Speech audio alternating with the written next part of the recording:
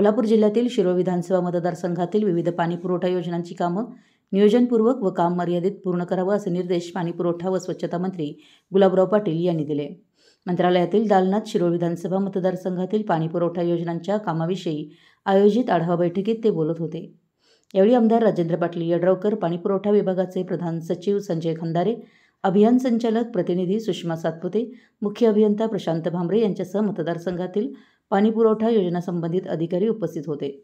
मंत्री श्रीयुत पाटील म्हणाले की जलजीवन मिशन अंतर्गत सुरू असलेल्या पाणीपुरवठा कामांमध्ये काही कंत्राटदारांकडून होत असलेली दिरंगाई लक्षात घेता अशा कंत्राटदारांवर तात्काळ कारवाई करण्यात यावी, तसेच सध्या प्रगतीपथावर असलेल्या कामांना अधिक गती देण्यात यावी, जेणेकरून नागरिकांना लवकरात लवकर लाभ मिळू शकेल। मतदारसंघातील पाणीपुरवठ्याच्या सर्व योजनांमध्ये सौर ऊर्जेचा वापर करण्याचं विचाराधीन असल्याचं यांनी यावेळी सांगितलं। मराठी एस न्यूजसाठी कुरुंदवाडहून संदीप अडसूळ।